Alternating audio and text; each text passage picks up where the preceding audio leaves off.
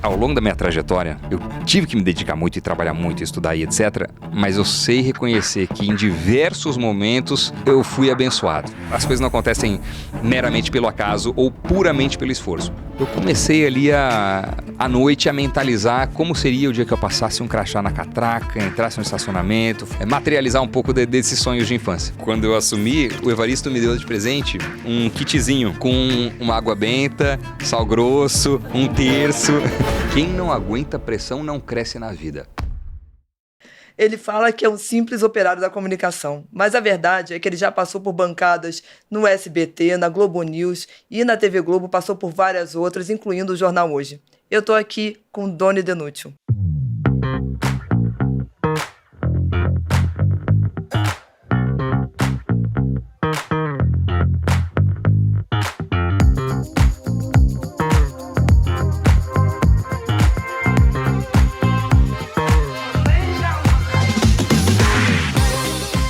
Doni, muito obrigado por estar aqui com a gente hoje.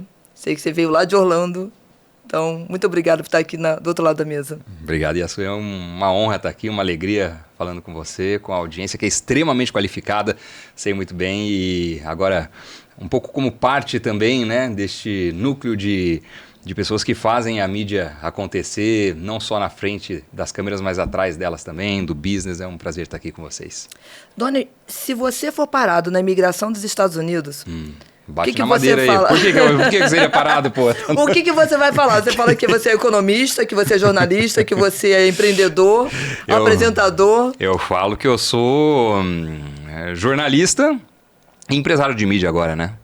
Jornalista e empresário de mídia, dono da TV Connect USA, como acionista majoritário, fazendo ali um investimento considerável e criando história, fazendo história ao montar o maior grupo de mídia para brasileiros nos Estados Unidos. Legal, Doni. Você é você nasceu em Americana, filho de pais argentinos, Verdade, pai e mãe.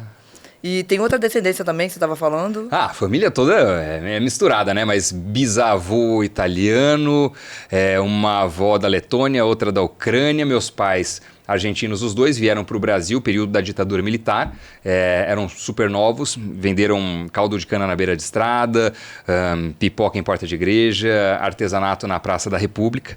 E aí eu nasci aqui no Brasil. Não tinha dinheiro, não tinha família com patrimônio, com influência, coisa do tipo, e eu tinha sonhos grandes, né? Eu queria ser apresentador de TV, sempre gostei de comunicação a vida inteira. Aos 8 anos brincava de ser apresentador, aos 12 mandei uma fita VHS para o Silvio Santos, aos 14 também brincava de tudo que tinha a ver com palco e etc. em casa, como ou âncora de TV ou apresentador de programa. E, por exemplo, para o Silvio Santos, eu mandei a fita aos 12 anos, dizendo que era um dia fazer parte do elenco do SBT. 2 décadas e meia depois, eu estava assinando contrato lá na Anhanguera, na sede da emissora, né? Então, muito interessante. Você chegou a ter a oportunidade de contar isso para ele? Não contei para o Silvio Santos, mas participei do programa Silvio Santos, apresentado pela Patrícia, e ela mostrou esse vídeo em que eu tinha 12 anos de idade lá no ar, assim. É muito curioso, né? A história muito cíclica, assim. E no jornalismo algo similar. Poucas vezes eu falei isso, mas eu tinha, nessa época da infância, um vision board, um mapa ali onde eu mentalizava as coisas e os lugares pelos quais eu queria passar, as coisas que eu queria conquistar profissionalmente, pessoalmente também. E profissionalmente eu tinha bancadas de telejornais. Eu falava, queria passar um dia nessa, as pessoas que eu admirava. E hoje, olhando em retrospecto, eu vejo que todas as bancadas que eu ali coloquei, por todas elas eu passei. Isso aí é de arrepiar, né? Isso é de arrepiar, porque eu não tinha nada que me fizesse acreditar que eu teria um caminho fácil até lá. E não foi muito difícil. Por aquilo, pais imigrantes, família sem dinheiro, contato nenhum, tinha nada. Morava no interior de São Paulo, meu pai nem gostava muito que eu assistisse TV. A TV estava lá no pior quartinho da casa, metade dos botões não funcionava, era TV de botão ainda. Então, eu olhei estrategicamente falando, pô, se eu quero ser apresentador de telejornal, 50 mil jornalistas são formados por ano. Naquela época era mais ou menos isso. Existem poucas emissoras no Brasil, 3, 4. Eu quero trabalhar na maior, se possível. A maior tem 5 telejornais. Bom, então você tem 5 vagas que demoram 10, 15, 20 anos para trocar apresentador, e eu quero ser um deles com 50 mil sendo formados por ano. como fazer isso? E aí a minha estratégia foi ir pela formação acadêmica, que era o que estava ao meu alcance. E aí por isso que eu fiz jornalismo na USP, porque na USP tinham saído grandes âncoras de telejornal. Falei, então deve ser um fator que vai ajudar, deixa eu ir para lá. Ah, mas se for só jornalista não adianta, porque tem outros 49.999 se formando todo ano. Então, como que eu posso complementar isso? Tem que ter um conhecimento a mais. Vou selecionar alguma área, acabei indo para economia. Aí fiz jornalismo e economia, me formei bacharel nos dois. Fiz extensão nos Estados Unidos, na Brown University, em economia. Voltei para o Brasil. Comecei a trabalhar em banco, mercado financeiro, fiz mestrado em economia, porque eu sabia que em algum momento ia mudar para o jornalismo, para a TV, para aquela coisa que era minha missão desde novo. E falei, bom, jornalista não vou ganhar bem, então preciso complementar, vou precisar complementar o salário à noite. Vou dar aula, para dar aula tem que ser mestre. Por isso que eu fiz o mestrado de economia, que eu ia ganhar pouco, não queria ganhar tão pouco assim. Aí eu fiz mestrado, no final das contas, somando o bacharelado em economia, o mestrado em economia, a experiência internacional e os 6 anos de mercado financeiro, de tesouraria de banco, isso me deu um diferencial técnico específico de segmento que ajudou a minha carreira de jornalista a avançar também.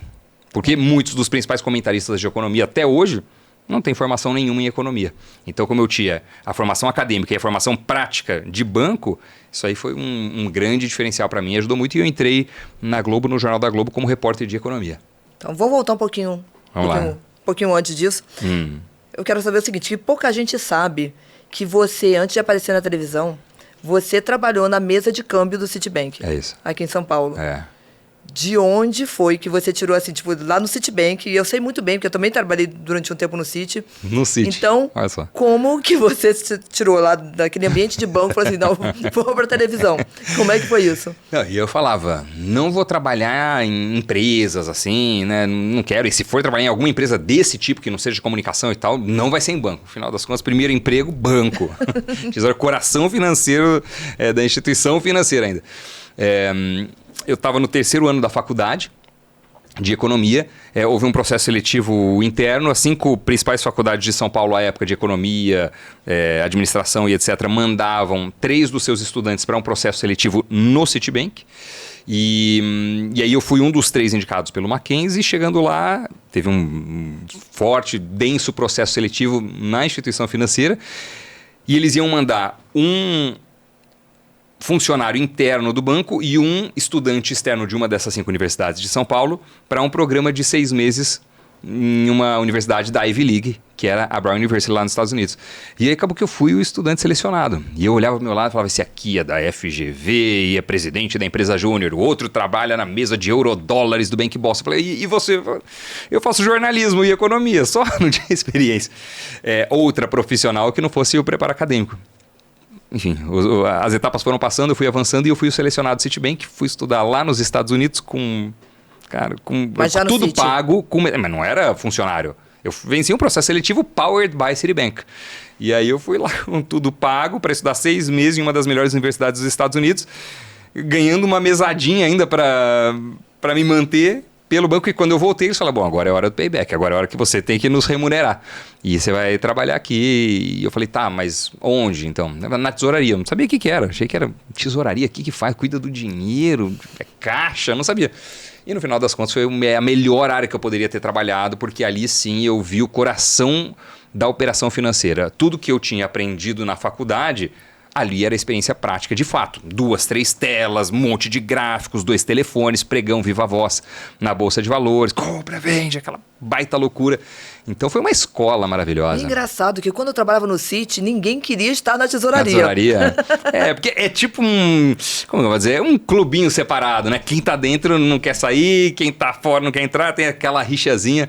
Mas é um departamento muito importante. E onde você vê todas essas questões de análise gráfica, de relatório, como uma notícia impacta os indicadores financeiros, o preço do dólar e coisa do tipo. Então, vai ter o tal do payroll, quando sai o dado de desemprego dos Estados Unidos, ou a geração de novos empregos, carteira assinada, ou a decisão do Fed. Engraçado, eu não estava no jornalismo, não era nada a ver com jornalismo, mas, por outro lado, as notícias interferiam minuto a minuto nos gráficos e nos valores que eu estava negociando lá. Então, eu pude ver qual era o poder de uma notícia da economia nos indicadores financeiros do Brasil e do mundo. E isso é muito interessante. Poucas pessoas têm esse privilégio de ver. E pessoas que trabalham com comunicação e com economia não têm essa experiência, não têm essa bagagem. Porque é muito difícil realmente. Você ter trabalhado no banco, ter sido formado em economia, eu acho que é uma concatenação de fatores improváveis, assim. Mas dá uma bagagem muito legal. Com certeza. Eu imagino a bagagem que dá, mas ainda, sair de banco e no Citibank para TV Globo direto, eu fiz esse movimento, mas eu trabalhei na Interlig nesse meio tempo aí, entre Globo e assim, tipo, eu também não estava em nenhuma bancada, não estava na televisão, não estava no vídeo direto, né? Você foi de banco para o vídeo, para a TV. Foi. Como é que foi esse processo? Quanto tempo você passou no Citibank? 6 anos, quase 6 anos. E teve o payback? Eles consideraram que já estava pago o seu Acho curso? que sim, porque quando Tomara eu tava... que sim. Não, com certeza sim, porque quando eu estava começando, era um dos destaques lá da tesouraria, ia super bem, e quando eu estava começando a ganhar dinheiro, eu falei que agora vai ser, porque o primeiro ano estagiário não ganha, o outro analista júnior ou trader júnior, então você ganha só um pouquinho. Aquele ano, estava mandando bem pra caramba, tinha sido interbancário e tudo mais, ali eu ia ganhar dinheiro, bônus em dólar, falei, porra, até que enfim, não posso falar palavrão aqui, né? Poxa! Pode falar o que você quiser aqui, Dona, Fala, poxa, agora sim, depois daqueles anos todos de estudo, sempre tive a vida dupla no sentido de, cara, 2 faculdades ao mesmo tempo, depois trabalhava e fazia mestrado à noite, depois estava no banco e fazia curso de apresentador de TV na Lapa Cipião, no Senac. Então nessa época você já queria ser apresentador de TV? Desde 8 anos de idade. Ah, é verdade. Desde sempre. O desvio foi a economia. Mas você já. Mas mesmo indo pro Citibank, mesmo assim você ainda manteve o sonho de ir pra televisão? Ah, sempre. Sempre. Sempre. Isso, tanto é que, como eu mantinha esse sonho vivo? Primeiro fazendo esse curso de apresentador de TV, que durou um bom tempo, chegava tarde, de madrugada em casa e tinha que acordar 6 horas da manhã para trabalhar. Então, assim, desde sempre, trabalhar 14, 16 horas por dia foi o habitual, assim, na minha vida, sabe? Com 2 faculdades, com o trabalho mais mestrado, depois o trabalho mais curso, depois 2 telejornais, enfim, sempre foi uma carga horária muito extensiva, né? Eu tive que construir meu próprio destino. O destino não veio para mim já traçado. E aí, além desse curso, eu tinha um blog de economia e eu gravava um programa de economia em casa, um chroma key, aquela tela verde, 2 cadeiras empilhadas, um notebook ali fingindo que era um teleprompter, minha mãe passando o TP, a namorada na época fazendo carinho no cachorro para ele não latir, a luz não era essas luzes maravilhosas de LED que não esquenta, era aquela luz que esquenta pra caramba, eu pingando, tinha que gravar cada 5 minutos e parar, porque senão parecia que tava suando mais que tampa de marmita. Devia ter ali uns 22, mais ou menos, por ali, 20, 21, 22, mais ou menos isso. E essa trabalheira toda para você montar 23, 24, 25. Eu fiquei por ali, acho que entre 22, 26, coisas nesse sentido. Mas era para manter vivo esse aspecto da comunicação que sempre hobby, tinha né? me movido. Era meu hobby. Exatamente. E eu falei, bom, eu tô no banco, tô numa área boa, tive a oportunidade de estudar fora, então eu tô aqui. Tô aprendendo também, tô encorpando, engordando o meu currículo. Porque a hora que o meu currículo chegar na mesa de um tomador de decisão de um veículo de comunicação, ele tem que ser bom o bastante para esse cara não ter outra opção a não ser falar tá contratado. Porque eu não vou conhecer ele, eu não vou ter influência sobre ele, eu não vou ter parente que faça ele me aceitar se não for assim. Meu único caminho é através de um bom currículo, de um bom preparo. E foi essa a minha estratégia. Deu certo. Aí, em determinado momento, eu atendia clientes estrangeiros, fundos e investidores estrangeiros. Tem uma estrutura aí, já é mais complexidade econômica, mas chama Omnibus Account na estrutura brasileira, resolução 2008-9 do Banco Central.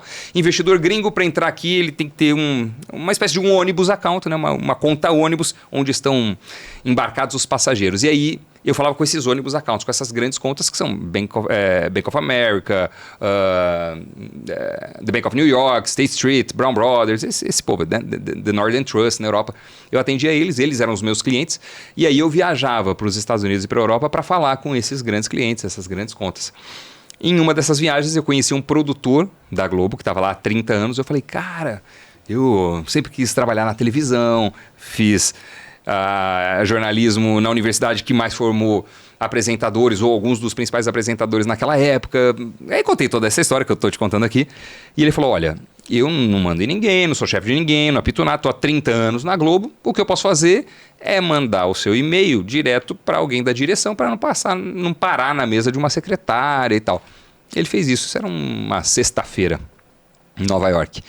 Cheguei no Brasil domingo, na segunda-feira tinha um e-mail do diretor de jornalismo da TV Globo na época, falando, olha, Doni, recebi seu material, tinha o meu currículo, uma carta de apresentação. Já? Era o Alicâmara naquela época.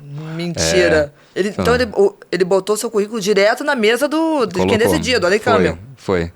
E aí ele olhou, falou, olha, recebi seu material... Né? Foi um anjo da guarda esse produtor. Foi. Você fala com ele até hoje? Não, faz muitos anos que não. Ele saiu da Globo já, muitos anos atrás, não tem mais contato, mas foi um cara muito importante.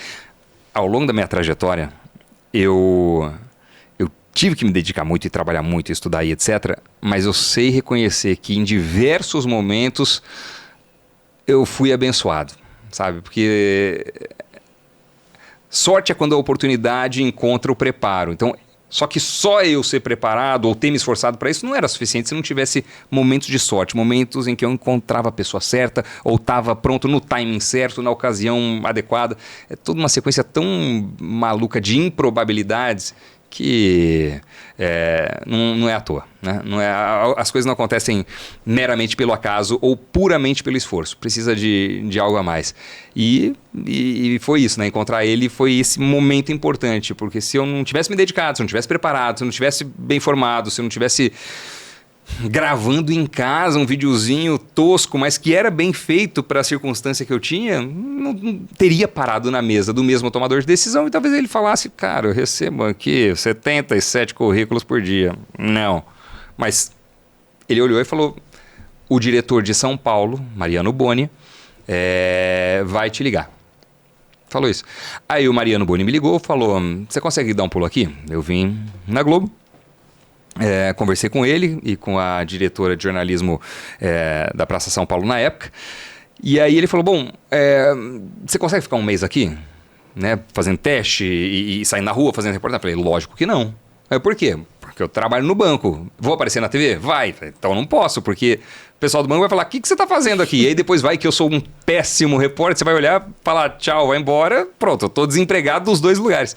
Ele falou, então o que você vai fazer até 6 da manhã? Não é nada. Ele imprimiu uma notícia do Estadão, chamou uma equipe de reportagem, de cinegrafista e tal, deu para mim o papel que tinha reportagem, falou, vai lá, faz 3 passagens parado, 3 andando, passagem é quando o repórter fica com o microfone falando para a câmera, aquele momentinho que ele aparece da reportagem. Falou, faz 3 passagens parado, 3 andando, deixa a fita aqui comigo. Fiz isso. Ele, uma semana depois não me ligou, 2 semanas depois me ligou, 3 semanas depois me ligou. Falei, bom, então acho que não deu certo, não tem problema, vou voltar para o meu plano original de ir primeiro para a Rádio Band, depois TV Band, depois Record. Enfim, acho que lá para os 45, 50 anos eu chego lá na Globo. Fui promovido, nesse mesmo período, depois de um mês mais ou menos, fui promovido no banco. Saí da mesa de câmbio para a mesa de derivativos. Aquela festa na tesouraria, e-mail para todo mundo, parabéns, parabéns. No mesmo dia eu recebo um e-mail do Mariano Boni falando, vem aqui conversar de novo, no mesmo dia. Eu fui lá, conversei, ele falou, se você quiser, tá fechado, você vem ser repórter aqui e tudo mais. Falei, caramba. Resultado, no dia seguinte eu estava pedindo demissão do banco. Um dia depois de ser promovido para uma baita de uma posição fantástica, eu estava pedindo demissão. Deixei meu bônus para trás e fui para um emprego que me pagava 1/6 do que eu ganhava no banco, para seguir o sonho da comunicação. É coragem. 1/6, tem noção? Outro dia eu achei lá o primeiro olerite, era coisa tipo R$4.300 bruto, era uma coisa dessa natureza. E no banco ganhava muito mais que isso. Mas você estava realizado, e aí você começou a ser repórter? Tava começando, não estava realizado ainda não, estava camelando, fui fazer. Você arriscou tudo que você tinha? Muito, imagina. Mas foi bom, mas no caminho certo. No final das contas deu certo, né? Mas quando você aposta tudo, é difícil dar errado. Você coloca tanta coisa em jogo que você faz dar certo. Tem que dar certo. Você se dedica loucamente, trabalha com muito afinco, com muita energia, com muita dedicação. Né? É dedicação, é estudo, é preparo. Muito. Né? Você se preparou muito, a vida toda se preparou desde 12 anos de idade. Foi um instrumento ou foi a estratégia que eu adotei. Deu certo pra mim. Mas assim, não é pra qualquer um. Né? É como empreender, não é pra qualquer um. Assim, tem que ter pele muito grossa.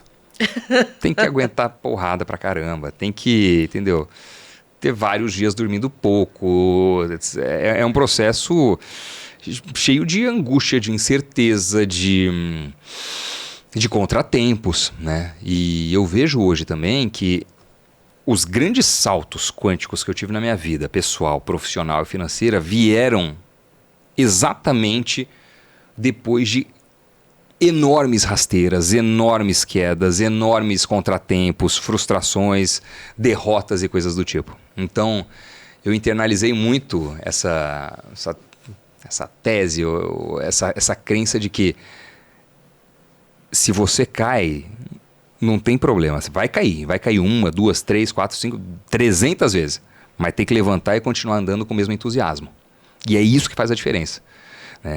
O vencedor é aquele que se levantou da última vez. A diferença de um vencedor e do perdedor é que o perdedor caiu e desistiu. E o vencedor, aquela última, pode ter sido a terceira, quinta, 10ª, 80ª vez. Ele levantou e continuou andando. Foi aquela vez que deu certo. Então, nos momentos críticos da minha vida em que eu tomei rasteiras ou tive reveses enormes e etc., eu, cara, engolia seco, respira fundo e vamos de novo. E aí funciona. Deu certo, você entrou lá na Globo, você bypassou todos os steps que todo mundo geralmente passa e estava lá na tela da Globo. O pessoal das antigas lá, que estava da reportagem, falava, esse aí é sobrinho do Ali Camel, a esposa é da família Marinho. Começaram a espalhar essas coisas na redação, você acredita? Quem estava lá há 20, 30 anos cobrindo trânsito, entendeu? Via alguém vindo que não conhecia, avançando, galgando degraus lá, começava a espalhar esse tipo de coisa. Você tudo cascata, nunca tive nada. Não, você entrou como repórter. Exato. Né? E cobriu rua. Tudo. Fiz assim, comecei no Jornal da Globo como repórter, cobrindo economia. Então era economia, negócios. A segunda reportagem da minha vida foi a vida de um operador de mercado financeiro. Então eu voltei na tesouraria do banco. Entrevistou seus amigos? O tesoureiro na época... Não vou nem falar o nome dele, mas o tesoureiro na época, quando eu pedi demissão, primeiro que ele se sentiu mal pelo fato de ter anunciado para todo mundo aquela promoção e eu ter ido lá no dia seguinte falar tchau. Né? Achou que eu já estava negociando há muito tempo, que eu sabia, e não era verdade. Casou simplesmente da mensagem do diretor de São Paulo vindo no mesmo dia após o anúncio, na tesouraria. Aí ele falou, cara, você vai passar fome, você não tá sabendo o que você tá fazendo, isso aí é uma bobagem enorme, não sei o quê. No segundo dia de reportagem eu voltei lá para mostrar como que era uma tesouraria de câmbio e a vida do operador. Aí já tinha mudado todo o clima, todo mundo viu que eu não fui para concorrência, não tinha por que ter esse tipo de rivalidade. E foi um momento muito interessante, né? De, caramba, olha você aqui e tal, esse microfoninho. Então foi muito legal. E aí eu fiz uma série de basicamente conteúdos de economia, negócios e etc. no Jornal da Globo.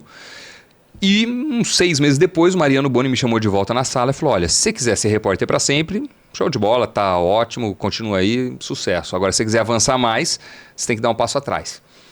E aprender outras coisas, aprender outro tipo de rua, de matéria. Eu falei, vamos embora. Né? O meu vision board e as bancadas estavam lá na cabeça e no painel que eu tinha lá da infância.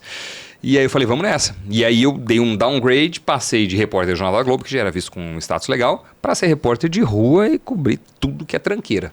Então saía de casa 5 da manhã para fazer trânsito da Anhanhá Melo, matéria sobre faixa de pedestre que não está pintada direito e o senhorzinho, senhorinha a senhorinha tá tropeçando lá, está sendo um problema, essas coisas de jornal local. De rua, tipo, abrir um buraco no meio do caminho. É importante, é relevante, mas não queria dedicar minha vida a fazer isso, entendeu?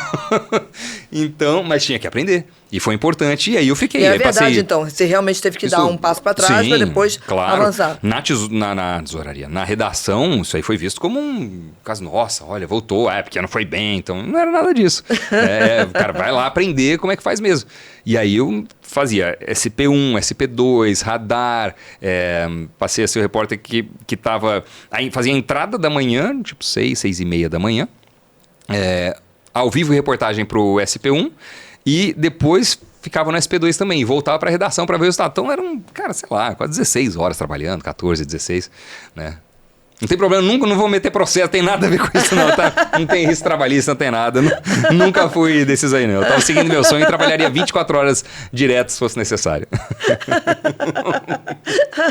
Tá que nem eu, tem que falar, de vez em quando a gente tem que falar, né? Ó. Não se preocupa não. Não é por isso.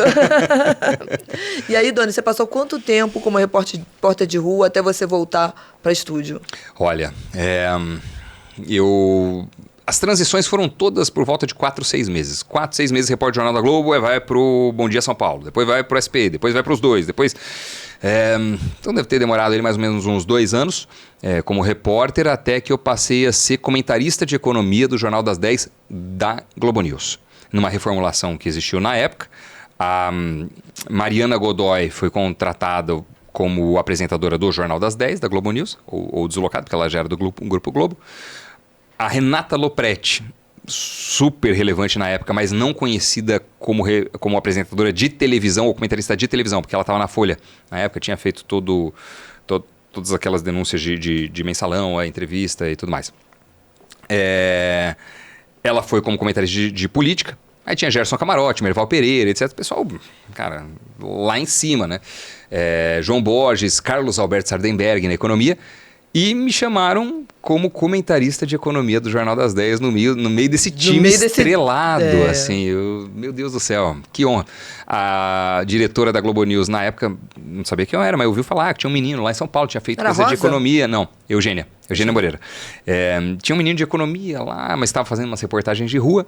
Ela chegou para mim e falou, você sabe alguma coisa de economia? Eu falei, eu fiz faculdade, mestrado, trabalhei em banco e tal. Ela falou, faz o seguinte...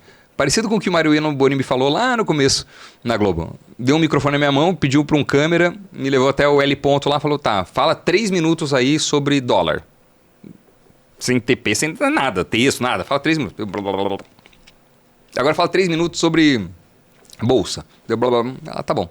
No final das contas, me tiraram ali da reportagem e passaram para a Globo News para ser comentarista repórter do Jornal das 10 e comentarista de economia do Jornal das 10, junto com o Carlos Alberto Sardenberg e todo esse outro time aí que, meu Deus do céu, tinha só de carreira, talvez mais do que eu de vida. Então foi mais uma escola onde eu pude aprender muito e foi sensacional. E você ficou como comentarista durante quanto tempo? Eu fiquei ali, olha, eu saía cedo para fazer reportagem de economia, voltava para o estúdio, montava, fechava a reportagem, fechava o comentário e ia pro estúdio para participar em São Paulo. Fiquei ali mais ou menos 1 ano, aproximadamente. Né, fazendo a parte de economia, de comentário, sempre tentando levar uma explicação diferente, mais didática, criativa, com suporte de motion graphics, de design, de telão, de arte, para tentar tangibilizar o conteúdo. E aquilo ali foi ficando muito legal. Então, o que é ser dovish? O que é ser rockish? Termos do mercado que eu sabia lá como sales trader da mesa de câmbio, mas levados para o jornalismo, para a comunicação. E aquilo era uma novidade, as pessoas começaram a gostar e fizeram pesquisa, a parte de economia estava se destacando no jornal. Eu falei, opa, eu acho que eu vou apresentar um projeto para a direção de jornalismo para transformar isso num programa de economia semanal. E no final das contas, a direção gostou tanto que falou, não vai ser semanal, vai ser diário e esse vai ser o novo Conta Corrente. Que era um programa que já existia na época, mas reformulou inteiro, só se manteve o nome por questões comerciais, e aí eu passei a ser o apresentador. Então, mas aí você passou a ser apresentador do Conta Corrente. É isso. Aí mudou o game. Mudou o game. Pela primeira vez eu passei a ser apresentador para valer de um programa. Mas era comentarista no estúdio. Ali não, ali eu passei a ser apresentador. Como é que você se sentiu? Porque aí você chegou no teu objetivo. Foi um de primeiro. Criança. Um primeiro. Bom, o que tinha mais no seu vision board? Tinham todas as bancadas. Bancada do Jornal Hoje, bancada do Jornal Nacional, eu sei, bancada você foi do e o cenário do Fantástico. Não dá spoiler. Calma. Daqui a pouco a gente fala disso. Mas vamos lá. Aí o primeiro, vamos lá. Conta Corrente. Você virou apresentador. Uhum. Como é que foi a sensação de sentar pela primeira vez numa bancada como apresentador de um grande programa, de uma grande emissora? Ali foi... Sabe que 6 meses antes, eu já te respondo, 6 meses antes de eu entrar na Globo, como eu tinha ido lá como estudante, já conhecia o ambiente, o cenário, tinha visitado, tinha visto a redação, eu comecei ali à noite a mentalizar como seria o dia que eu passasse um crachá na catraca, entrasse no estacionamento, fosse no S2, estacionasse o carro em determinada vaga, subisse, fizesse um caminho X, entrasse num estúdio, as luzes iam acendendo. É uma cena que eu tinha montado na minha cabeça, né? Para tentar materializar um pouco desses sonhos de infância. Tá bom. Em determinado dia eu estava lá no Conta Corrente, cheguei mais cedo no estúdio um pouco, estava com as fichas, aquela correria toda, né? Enfim, pensando o que eu vou ter que falar agora, como vai ser a abertura e tal. Tava ali uns 5 minutos antes, tudo apagado no estúdio. Aí eu começo a olhar assim, aí acende uma luz. Aí acende a outra. Acende a outra. Eu falei, eu olho assim, digo, caramba, é exatamente a cena que eu tinha visualizado 6 meses antes de entrar na Globo. Eu passei o crachá na mesma catraca que eu tinha imaginado, estacionei naquela vaga, subi por aquela escada do elevador, entrei naquele estúdio e era a cena ali sendo replicada exatamente como eu tinha criado na minha mente. É um negócio muito louco. Isso aí aconteceu algumas vezes na minha vida, por isso que eu digo, preparo é importante, dedicação é fundamental, ter garra, meu Deus do céu, tudo isso é fundamental, mas não é só isso, tem algo além, sabe, que ajuda tudo isso a virar realidade. E ali para mim foi uma realização, né? Naquele momento. Eu voava um pouco debaixo do radar, digamos assim, porque obviamente a direção de jornalismo está dedicada e não consegue assistir tudo 24 horas, todos os telejornais, TV aberta, TV fechada e tudo mais. Então era um programa que existia uma confiança em mim e como eles estavam preocupados olhando as grandes reportagens e questões dos telejornais maiores, aquele produto, que era um produto de horário nobre, mas era da Globo News ali, tinha meia hora, meio que passava debaixo do radar nesse sentido. E aí, cara, eu pude fazer tudo ali. Eu adorei, tinha uma liberdade completa. Editorial, de escolher temas. Tive um parceiro, João Carvalho, que era o editor-chefe, uma sintonia muito boa comigo. E a gente fez mais de 200 entrevistas com CEOs, executivos, os maiores empreendedores do Brasil. Escrevi 3 livros como apresentador do Conta Corrente. Um porque era na linha de carreira, o outro de negócios, o outro de investimento. Levei para a TV o meu orientador de mestrado da FGV, que era o Samidana, hoje meu melhor amigo, padrinho da minha filha, coautor de livro comigo. Conheci algumas das pessoas mais extraordinárias que eu conheci na vida naquele programa, no Conta Corrente, que me dava uma liberdade enorme, onde eu comentava, apresentava notícia, fazia entrevista, falava de empreendedorismo, de negócios e etc. Conheci muito do setor empresarial, desses empresários, o que ajuda a abrir a mente loucamente para negócios. Então, eu já tinha formação acadêmica, eu já tinha trabalhado em multinacional e tendo de volta esse convívio diário com pessoas tão relevantes que tinham construído negócios tão inspiradores, grandes empreendedores, isso aí foi, acho que, plantando alguma sementinha em mim que viria a ser também, que viria a brotar lá para frente como empresário, como empreendedor eu mesmo. Então, foi um período extraordinário. E é engraçado que muitas pessoas hoje dizem que se lembram de mim, não porque eu apresentei os outros jornais maiores e tal, mas na época do Conta Corrente. Então, foi muito legal. Alguma diferença fez, né? Foi. Inclusive, minha esposa atual. A minha esposa conheceu na época do Conta Corrente como telespectadora. Ah, que legal. Era telespectadora do Conta Corrente. Foi assim. Máximo. Era fã. Era fã. E falava, ela morava com uma amiga e falava, a amiga dela falava, olha, seu marido tá aí na TV. Nem me conhecia, nem sabia nada. A outra que também visualizava tudo, que pois mentalizava. Pelo visto sim. E aí, um dia mandou um direct de Instagram. E aí a história é para um outro podcast, mas aí a história rolou. Ai, que eu legal. Respondi, a gente tá junto há 10 anos com 2 filhos de 1 e 3 anos. Que legal. Doni, em 2017 você foi para o Jornal Hoje, já assumindo a bancada como apresentador, junto com a Sandra Nemberg. Primeiro lugar, é claro que você era o sobrinho do Ari Camel. É óbvio, mas em segundo óbvio lugar, que foi por isso. Foi só porque você era sobrinho do Ari Camel, mas também... Pra quem entrou agora, não sou, tá? Não tenho nenhum parentesco com nenhum diretor, família Marinho, nada, zero. Teria facilitado a vida, mas não tive. Teria sido mais fácil, porque já foi super fácil, para de reclamar. Mas enfim, você assumiu a bancada junto com a Sandra Nemberg, que é uma puta de uma bancada, eu tenho certeza que é o sonho de muita gente estar ali. Né? Conta um pouquinho pra gente, primeiro lugar, como que foi essa transição do Conta Corrente porque o Conta Corrente, por melhor que tenha sido, por ter sido um puta no programa, ele é ainda um programa que não é o principal, claro. Né? Não está na grade principal da Globo. Né? Assim como o jornal hoje é. Então, como é que foi essa transição, né? Além dessa questão do sobrinho? E também, como é que foi, qual foi o frio na barriga que você sentiu? Assim, tipo, entrar, sentar, o peso da responsabilidade. Conta, o que você sentiu? Olha, do Conta Corrente, eu passei por outras etapas, porque no Conta Corrente depois eu apresentei um projeto de um programa internacional que virou o Globo News Internacional. Então o Globo News Internacional está na grade até hoje, se eu não me engano. Eu que criei o projeto, fiz o piloto, bati na salinha da direção, apresentei, ele falou, muda isso ou isso, e tá fechado, e passei a ser o âncora do programa. Então eu apresentei o Globo News Internacional, fui ser apresentador do Jornal das 10, que aí sim era o principal jornal da Globo News, numa mudança que teve, estava junto com Renata Lopretti ali, minha parceira incrível, uma das jornalistas mais competentes que eu conheci na vida até hoje, e fantástica na frente e atrás das câmeras também. E eu com uma relevância muito maior agora, não como comentarista de economia, mas como âncora e comentarista de economia e participando de todas as outras editorias também. Então tudo isso foi super importante. E em um determinado momento eu passo do Jornal das 10, como âncora do Jornal das 10, para apresentador do Jornal Hoje, depois da saída do Evaristo Costa. Pois é, então a responsabilidade de ter substituído o Evaristo. O Evaristo é uma pessoa querida até hoje. Até hoje. Até hoje, as brincadeiras que ele faz. É um grande As brincadeiras amigo. Que ele faz com Padre Fábio de Mello, Padre Fábio, que todo mundo acompanha. Como é que foi a responsabilidade de ter que assumir uma pessoa tão querida? Eu acho que a principal atenção não foi nem da bancada nesse caso. Foi de estar substituindo alguém que era visto como o apresentador mais carismático do Brasil, do telejornalismo na época. Ele tinha esse título, assim. E é um cara fantástico. Eu tenho...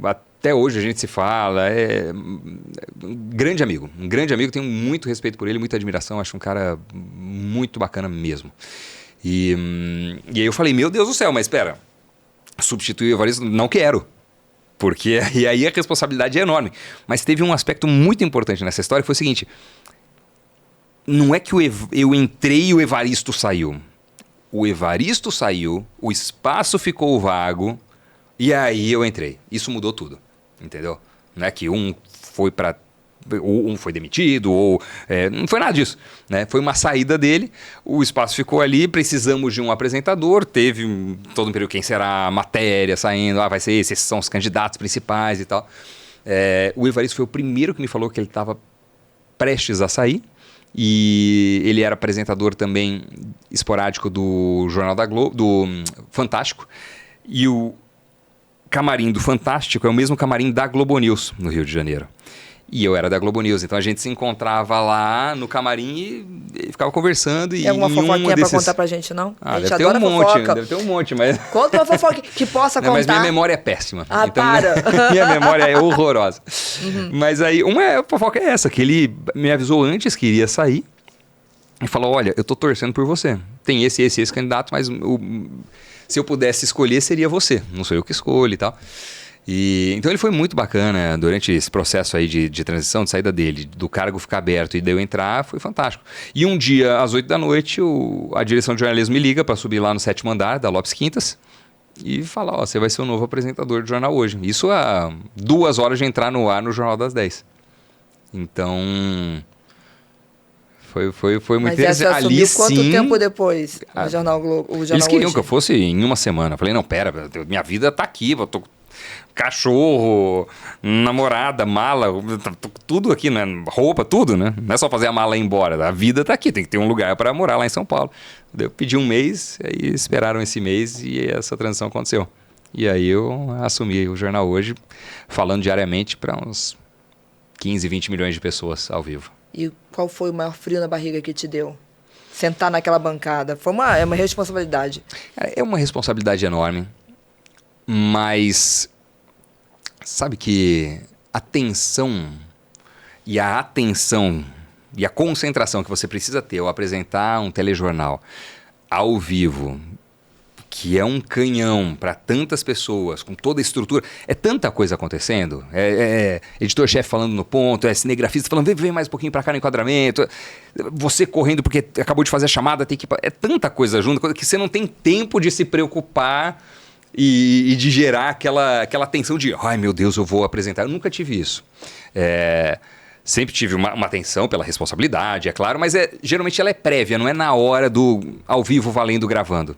Porque lá você já tá ali inserido na situação, você faz e quando termina você fala, nossa, foi isso que a gente fez? Né? A gente entrou de fato num plantão, sabe? Esse tipo de coisa. Então, foi muito bom. E ali sim, eu acho que os sonhos começaram na minha cabeça a ser realizados, aqueles sonhos de infância, eram as bancadas que estavam lá. E mais uma curiosidade que eu acho que eu nunca contei. Devia ter ali meus 15 anos, mais ou menos, eu fiz um desenho num papel sulfite, em que era um telejornal, chamava de Dia D, D de Doni, mas era o Dia D. Tava eu, de terno e gravata, sentado numa bancada, atrás telões verticais, monitores verticais, tinha uma câmera daqui, uma grua, tinha toda uma posição de um cenário redondo.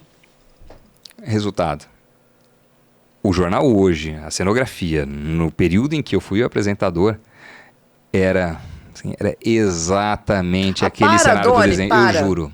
Eu não acredito. Cadê esse desenho pra gente acreditar? Eu tenho em casa. Não, você vai mostrar? Eu tenho em casa. Não vou botar esse podcast no ar enquanto você não mostrar esse negócio. Vou ter que caçar, vai estar em alguma pastinha escondida lá, mas tá lá. A grua tava na mesma... Isso que é de arrepiar, porque era aquele cenário de monitores que se juntavam, se moviam, mas era isso. Tava eu lá, o meu desenho, eu não me pareço com o Doni que eu mesmo desenhei. Eu sou um péssimo desenhista, mas a posição das coisas estava lá.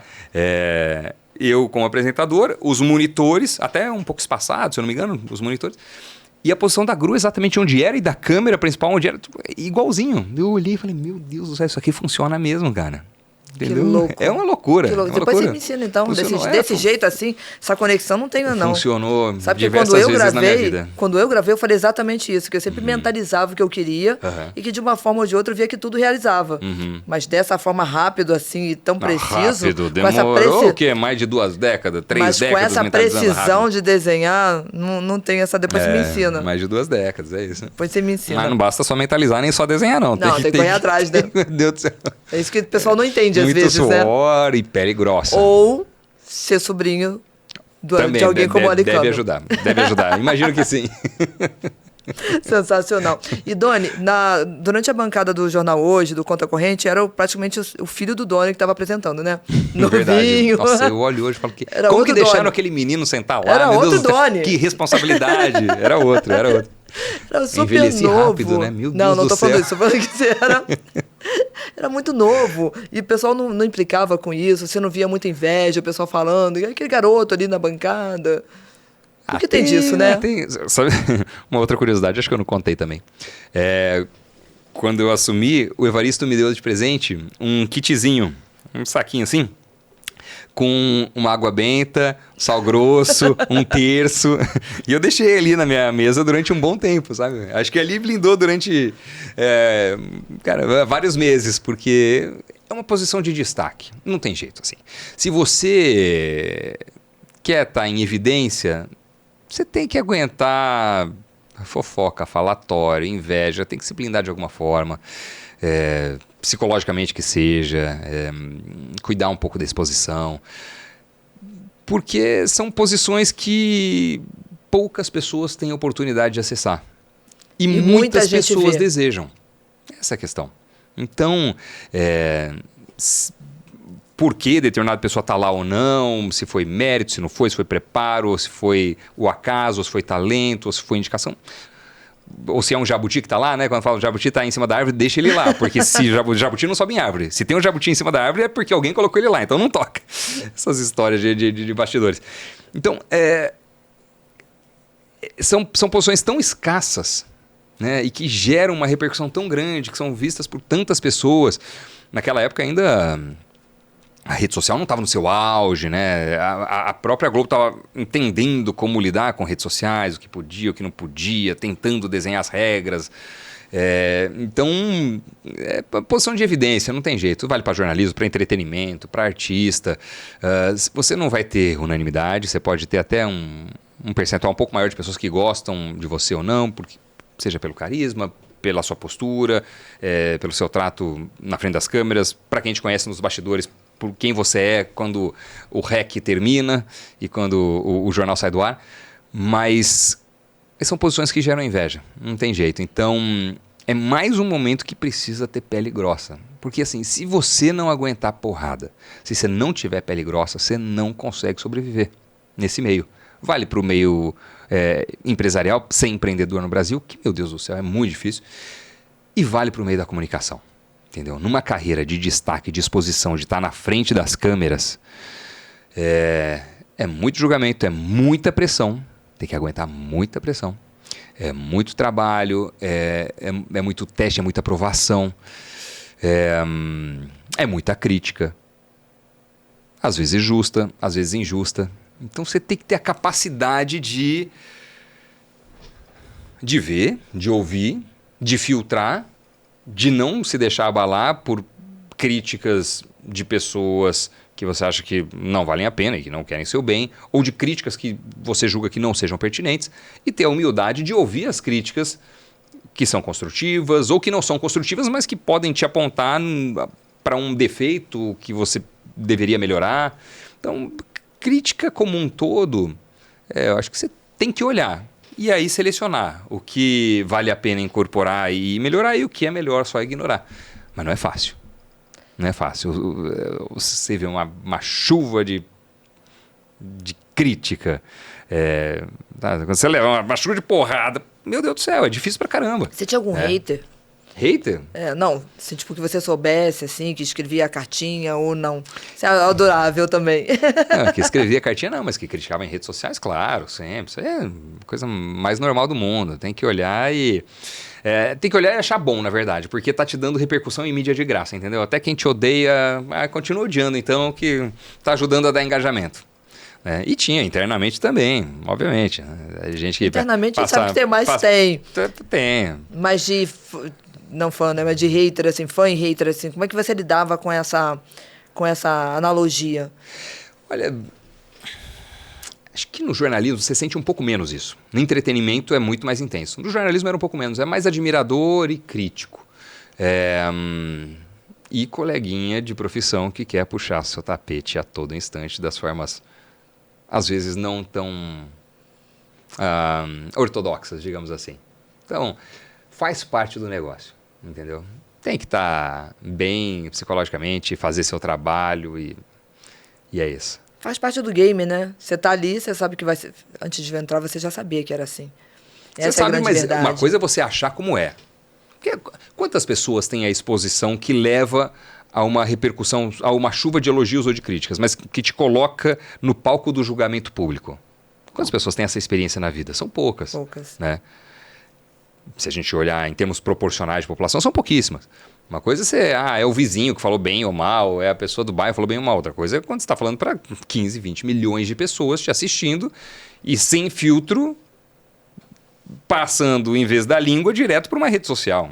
E aí você vira ou trending topic, ou você fala uma bobagem, ou comete um erro e sua gafe ganha uma proporção enorme, ou então qualquer coisa desse tipo. Hoje é muito mais intenso ainda do que era na época. Né? Cara, tem que ter a serenidade de olhar as críticas ao seu nome sem se deixar afetar por elas. E não é fácil. Mas é indispensável se você quiser se manter na posição ou crescer eventualmente para saltos maiores. Até manter a sanidade mental também, né? Tem que ter. Porque senão não tem como. Jeito. É inviável. E muita gente não aguenta, tá? Muita gente chega lá e se deprime ou não consegue aguentar esse tipo de coisa, porque é difícil, é pressão. E a pressão toda hora. É pressão de tempo todo. Pressão de chefe, pressão de resultado, pressão de desempenho no ar, é todo tipo de pressão. Né? Mas tem uma frase que tá, se eu não me engano, não sei se é um Wimbledon ou Roland Garros, mas que é alguma coisa como a pressão é um privilégio. Se você tá sob pressão, cara, isso é um privilégio. É que tem uma pressão, entendeu? Que é boa. E eu acho muito verdade. Para performar, eu acho boa. Porque te faz crescer. Né? Eu falei outro dia em outro podcast, eu falei, eu gosto da crítica quando ela é construtiva, e eu gosto também quando, eu adoro essas coisas assim, tipo, na crítica construtiva, o bullying me faz crescer também, e eu gosto de pressão, eu gosto de trabalhar sob pressão, porque a pressão às vezes é boa, né? Assim como a rivalidade, a competição, quando ela é boa, ela é ótima, ela é super saudável, ela te faz estudar, crescer, querer ser melhor do que o coleguinha, né? Quando começa aquele negócio de puxar o tapete, aí é que fica feio, aí é que fica ruim, aí já... Para mim, já não entra mais nos meus valores, aí eu já não consigo mais competir. Aí eu já saio do jogo. Mas quem não aguenta pressão não cresce. Mas quem não aguenta, não cresce. Quem não aguenta pressão não cresce na vida. É. Se você quiser alçar voos altos, tem que aguentar muita pressão, porque é mais perto do topo que o vento é mais forte. Então, quanto mais alto você está, mais forte vai ser o vento. Doni cheio de ditadinho aqui, de minutos de sabedoria. Pra GP, de corte. Faz de corte, tá anotando tudo, né, editor? Não, minha mãe comprava aquele livrinho, Minutos de Sabedoria. Vou botar lá. O citário, né? Sensacional. Doni, passando rapidamente aqui. Você saiu da Globo, montou, aí virou empresário e virou também, aí voltou falar um pouco de economia também, começou a fazer Você montou uma produtora junto com... Junto com o Samidana, né? Isso. Meu orientador de mestrado. A gente montou uma produtora de comunicação corporativa, interna, externa, atendendo clientes enormes, multinacionais. A gente fez muito projeto legal lá, a produtora ainda existe, chama Prime Talk. E 6 meses depois, a gente assinou um contrato espetacular de um desafio enorme com a maior corretora de Tesouro Direto do Brasil, a segunda maior corretora de investimentos do Brasil, que era a Isinvest. A gente fez um contrato ali de 5 anos, stock options, aquela coisa toda, para criar o braço de conteúdo deles. Eu era muito associado a investimentos, economia e negócios, o Samidana, que é economista, muito mais. E a gente já tinha escrito livro junto, já tinha apresentado programa, ele era comentarista do Conta Corrente, quando eu era apresentador, depois ele virou apresentador e por aí vai. Então nos viam de forma associada como pessoas ligadas à economia, negócios, credibilidade, finanças e tal. E aí a gente foi contratado para criar um braço de conteúdo, um novo veículo de comunicação de economia, finanças e negócios. Foi isso que a gente fez com o Invest News, num guardanapo, eu e ele desenhando tudo, grade de programação, equipe, projeto, identidade visual e etc. Né? Usamos a estrutura da nossa produtora para fazer isso.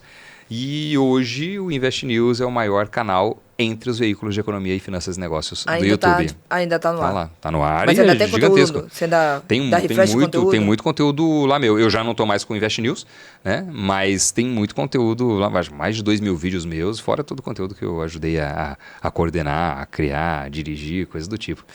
Foi muita coisa, foi muita história ali. E 2 anos depois da gente entrar, o Nubank adquiriu a Isinvest, comprou a Isinvest. Que legal. Saiu até na Exame, um dos elementos que contribuíram para essa aquisição foi o trabalho que a gente tinha feito no Invest News. Então,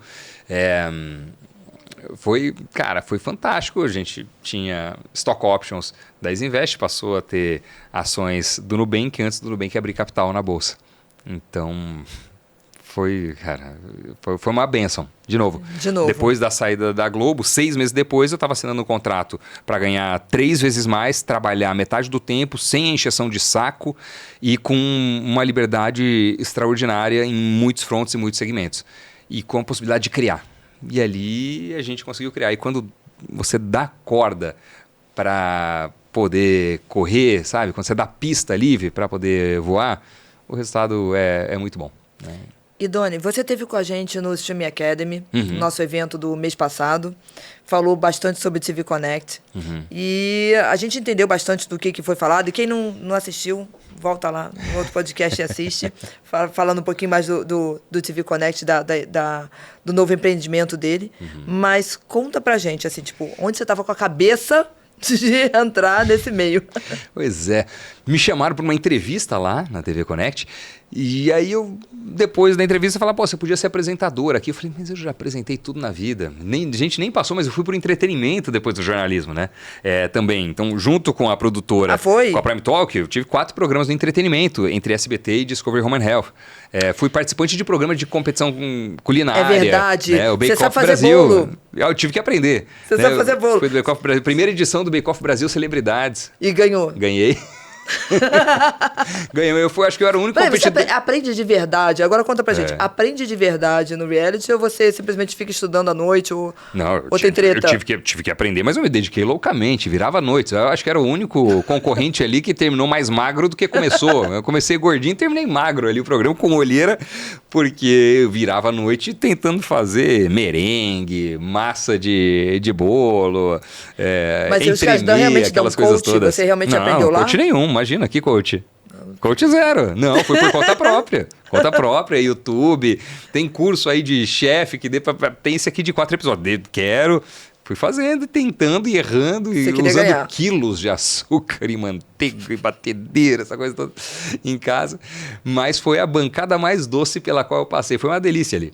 Né? Depois de Jornal Hoje, Nacional, Fantástico, que ali sim eu vi que eu finquei os alfinetes que eu tinha imaginado na minha vida, na carreira, né? Quando eu estava apresentando o Jornal Nacional, com o Bonner do meu lado, no primeiro dia em que eu fui substituto dele, me ensinando, aquele cara que eu tinha visto lá quando era estudante, aquele um dos caras que foi importante, assim, um dos elementos que me fizeram estudar na ECA USP, porque ele tinha passado por lá e era o nome que desde a infância eu via como apresentador de telejornal, principal do país e tal. Quando eu vi que eu estava sentado na bancada do Jornal Nacional, na cadeira do Jornal Nacional, no computador do cara, com ele do meu lado, falando, olha, Doni, eu olho para aquela câmera ali, eu faço assim, como que o mouse eu uso desse jeito, não sei o quê, como que eu prefiro fazer a passagem, não, mas você faz, fica à vontade como você quiser, mas estou te explicando como...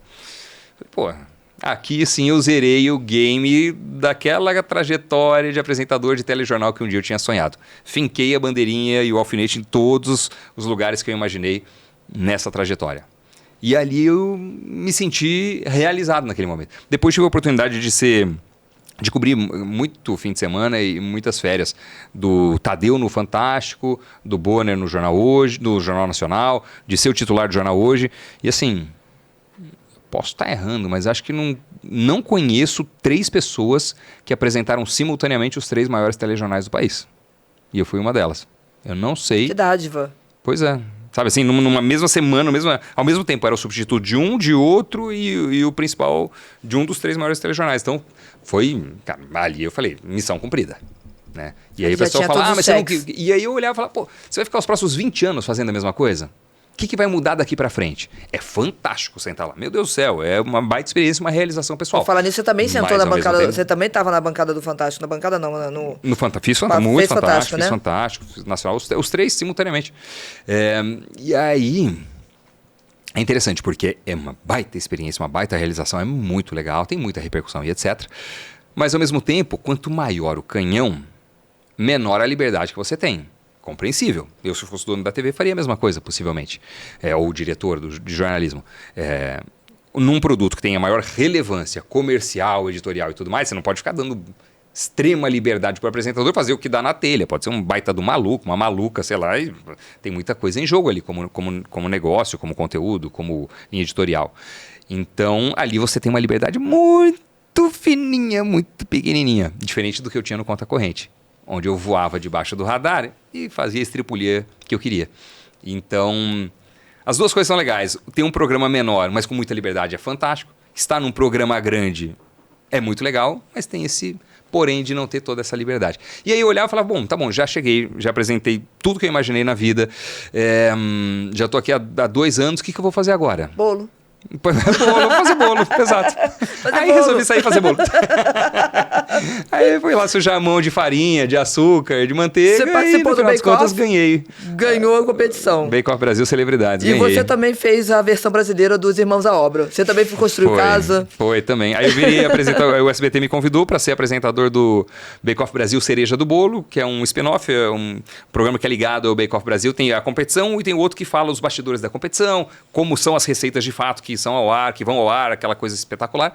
Tive o privilégio de conhecer e trabalhar lado a lado com a Becca Milano, assim, cara, a melhor parceira de bancada que eu poderia sonhar na vida. Extraordinária, talentosa, carismática, assim, é a maior confeiteira do Brasil e é uma mulher, assim, incrível, muito gentil, é demais mesmo, é admirável. E uma equipe fantástica. E uma outra emissora, outro clima, entretenimento, outro rolê. Mais light, né? Mais leve. Muito leve, muito gostoso. Gravando no bosque do SBT, que é um bosque mágico. Os passarinhos passando, o laguinho ali atrás. Cara, pra mim é o estúdio mais bonito do Brasil. Aquele estúdio do Bosque. Eu já passei por vários, vi vários, conheci, participei de trocentos programas. Depois que saí da Globo, participei de um monte de programas. Tudo que tinha de programa. Eliana... A Praça é Nossa, Ratinho, Danilo Gentili, todos. Fui em praticamente todos. Muito legal conhecer, ter essa experiência. Eu adoro entrevistar, não gosto de ser entrevistado, mas... O problema é seu, Dani, já era. Eu odeio ser entrevistado e eu gosto de entrevistar, mas tudo bem. Aí eu participei de tudo isso e aí eu fui convidado para ser apresentador do Cereja do Bolo, tive toda essa experiência, foi incrível. Em paralelo eu tinha a produtora, então a liberdade do entretenimento. O ar mais leve, sabe? Aquilo tudo era uma grande novidade para mim. Eu vinha numa batida muito diferente, né? E o laguinho então, também, o laguinho, patinho, faz diferença. Meus passarinho cachorros cantando. foram lá, levei meu Golden Bernese para participar das gravações do Bake Off Brasil. Enfim, viraram artistas ali do SBT. Foi muito legal. Foi muito legal. Um período fantástico. Tenho um carinho pelo SBT enorme, assim. É uma emissora que... Um apresentador que não estava no SBT na época... eu saindo da Globo, fui lá conversar com ele e tal. E ele me falou, olha, o lugar onde eu fui mais feliz na minha vida foi no SBT, porque é uma emissora diferente. Você vai lá, o Bom Dia do Porteiro é diferente, do segurança. Eu falei, tá exagerando, até parece, né? Cara, eu cheguei lá e era. O Bom Dia de segurança, da portaria é diferente. O clima da minha experiência, assim, foi realmente uma coisa muito legal. Foi uma empresa que eu adorei trabalhar. Foram muito receptivos comigo e a gente fez coisa muito legal junto, fez vários projetos, inclusive quebrar a parede, né? A versão brasileira dos Irmãos à Obra. Você fez uma casa depois de fazer um bolo, você fez uma casa. Eu fui lá fazer uma casa. O problema, o problema é que derrubar a parede no Brasil é diferente dos Estados Unidos, né? A franquia lá de fora, que era o Celebrity I Owe You, é uma versão do Irmãos à Obra, que tinha uma celebridade participando sempre que tinha gratidão por alguém. E aí a forma de agradecer era fazer uma surpresa reformando a casa ou um ambiente ou algo nesse sentido. Só que lá nos Estados Unidos a parede é mais fácil de quebrar, né? Você dá uma marretada, a marreta atravessa o gesso e tal. O drywall, aqui não. Aqui a gente dá uma marretada, não vai. Mas de novo. O primeiro episódio foi com Marília Mendonça, Maiara e Maraísa, as patroas. E, cara, foi uma aventura também fazer aquele programa, uma baita de uma loucura. Olha, assim, auge da pandemia. A gente, uma equipe numerosa. Primeiro episódio dentro de um condomínio fechado da Silvia Colmeneiro. A gente gravando ali uma surpresa das patroas para ela. Primeiro episódio estava todo o SBT, uma coprodução do SBT e Discovery, então tinha toda aquela tensão, toda a equipe, dedicação, mais gente para poder fazer o negócio dar certo mesmo. Era muita gente. Num momento de pandemia, todo mundo meio panicado, assim, os vizinhos. Final das contas, cara, deu caminhão de bombeiro, deu carro de polícia um monte, um baita de um BO no primeiro dia de gravação do meu primeiro dia como apresentador de um reality desse tipo no entretenimento. Mas foi muito bom. Se você quiser participar de um reality parecido com esse, saiba você que eu tenho um sítio também, que eu tô querendo fazer uma reforma. Nossa, não chego perto, Mário.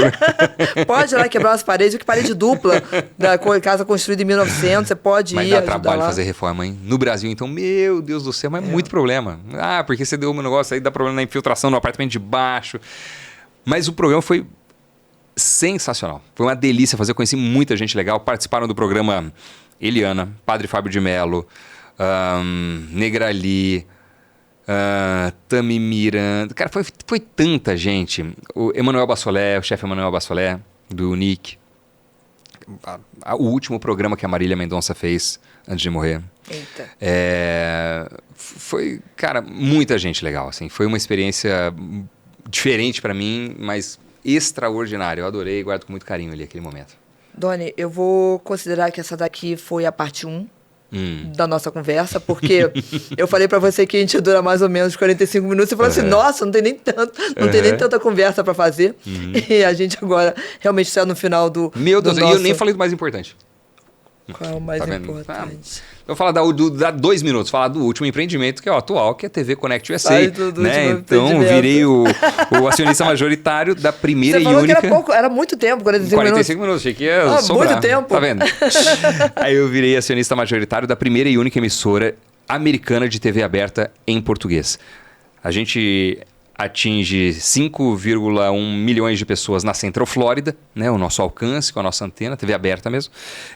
Tem um aplicativo distribuído em todos os Estados Unidos, todos os principais sistemas de Smart TVs, smartphones, que você consegue acompanhar a nossa programação, que é 24 horas por dia, 7 dias por semana, tem entretenimento, jornalismo, esporte, tem tudo, não é web TV, não é um canal do YouTube, é uma emissora de TV, a primeira e única emissora americana aberta em português e afiliada à CNN nos Estados Unidos, a CNN News Source.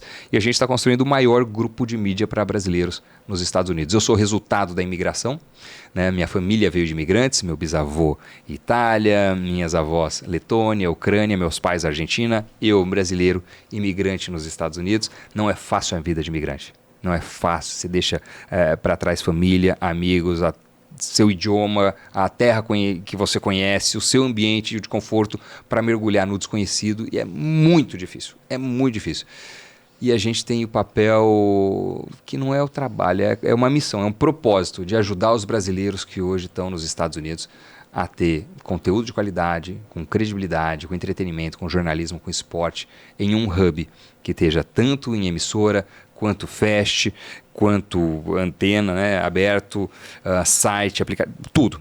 Né? E é isso que eu estou fazendo agora, é construindo o mais relevante, o maior, o mais importante grupo de mídia para brasileiros dos Estados Unidos. Não, e eu falei para você que é a parte 1, porque eu sei que você está fazendo várias reuniões, você está fazendo vários novos empreendimentos, fazendo várias parcerias. Gastando sola de sapato, saindo rouco todo dia, dormindo pouco. Vai montar uma nova grade isso aí. daqui a pouco. Então, você vai ter muita história para contar. E é por isso que eu estou falando para você. É a parte 1. Perfeito. E daí, não adianta nada falar agora. Vai estar tudo depreciado daqui a pouco. Então, você volta aqui e conta tudo para a gente. Trazer tá combinado? as novidades. Pode deixar. Doni, Prazer. muito obrigada. Espero você aqui na parte 2. Combinado. Obrigado, Yassi. Obrigada, Obrigado a todo pessoal. mundo que acompanhou. Até a próxima.